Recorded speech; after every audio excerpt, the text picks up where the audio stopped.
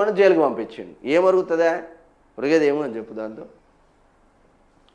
నా అన్వేషణకు Meta shock, YouTuber Anvesh Insta account block, మత విద్వేషాలు రెచ్చగొట్టే వ్యాఖ్యల నేపథ్యంలో సైబర్ క్రైమ్ పోలీసుల లేఖతో మెటా చర్యలు. మంచిగా అయిందా? ఇప్పుడు మంచిగా అయిందా?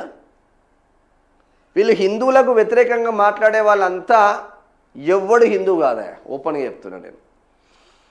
వాడు నేను మేధావిని అని ముసుగేసుకొని హిందువులకు వ్యతిరేకంగా మాట్లాడితే ఇక నాకు 4 వ్యూస్ వస్తున్నాయి, 4 పైసలు వస్తున్నాయి, నాకు నేను ఫేమ్ అవుతున్నా అని ఒక్కొక్కటి ఇంటర్వ్యూల మీద ఇంటర్వ్యూలు చేస్తుండు. దాని వెనకాల మొత్తం అర్బన్ నక్సలైట్ల దందానే నడుస్తుందని కేంద్ర నిఘా వర్గాలు కూడా ఫోకస్ పెట్టినట్టు తెలుస్తూ ఉంది.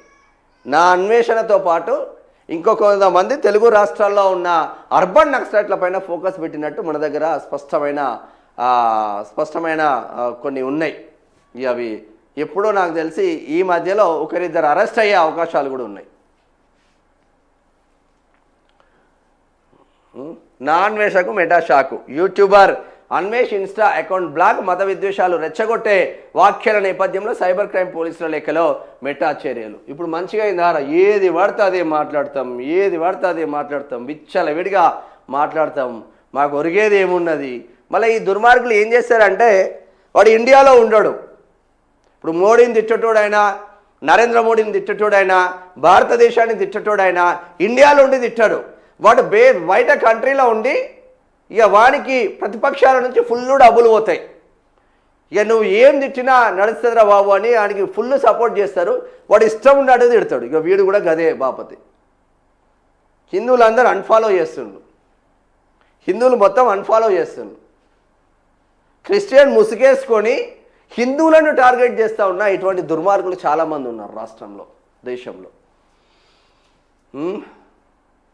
ఇక చూడు, నా అన్వేషకు ఇన్స్టా షాక్, 13 లక్షల ఫాలోవర్లు ఉన్న ఇన్స్టా ఖాతా బ్లాక్.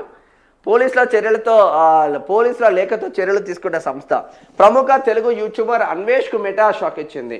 సుమారు 13 లక్షల మంది ఫాలోవర్లు ఉన్న అతని ఇన్స్టాగ్రామ్ ఖాతాను బ్లాక్ చేసింది.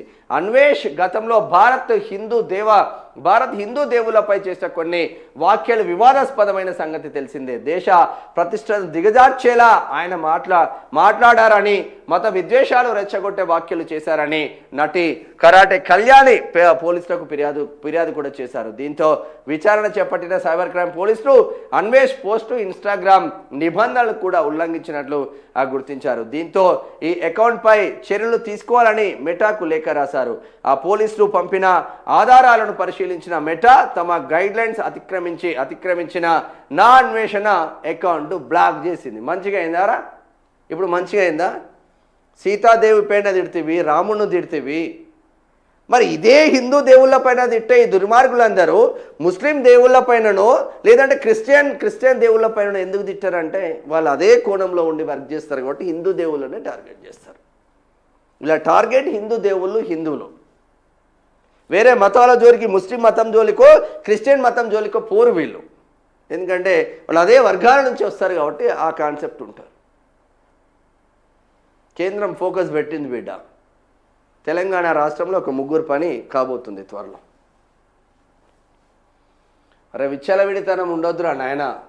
ఫస్ట్ దేశ సమగ్రతను మనం కాపాడాలి. భారతదేశంలో పుట్టినందుకు భారతదేశ పౌరుడిగా గర్వంగా ఫీల్ అయి దేశానికి వ్యతిరేకంగా పనిచేయడం మానుకోవాలి ఫస్ట్. అన్నీ సెట్ అవుతాయి అప్పుడు. ఇక మనకు నోరు ఉంది కదా, మనం ఇష్టం ఉన్నట్టు చేస్తాం అంటే వాళ్ళు కూడా చర్యలకు స్టార్ట్ చేస్తారు. వాళ్ళు కూడా తప్పేం లేదు. ఇక ఏఐతో భారత భవితకు పునాదులు, ఈ టెక్నాలజీతో కొందరిలో ఆందోళన కానీ మేము హక్కున చేర్చుకుంటామంటున్నారు ప్రైమ్ మినిస్టర్ నరేంద్ర మోడీ. ఇక బాలికపై గ్యాంగ్ రేప్, కత్తితో బెదిరించి మద్యం తాగించి 3 స్నేహితులు కలిసి లైంగిక దాడి, నిందితుల్లో 2 మైనర్లే, 2 అరెస్టు, పరారీలో మరొకరు నార్సింగ్ పోలీసులు. అరే హైదరాబాద్లో ఉన్నా, నేను వేరెక్కడ అనుకున్నా. ఒకసారి చూద్దాం. ఊర్ని అమ్మ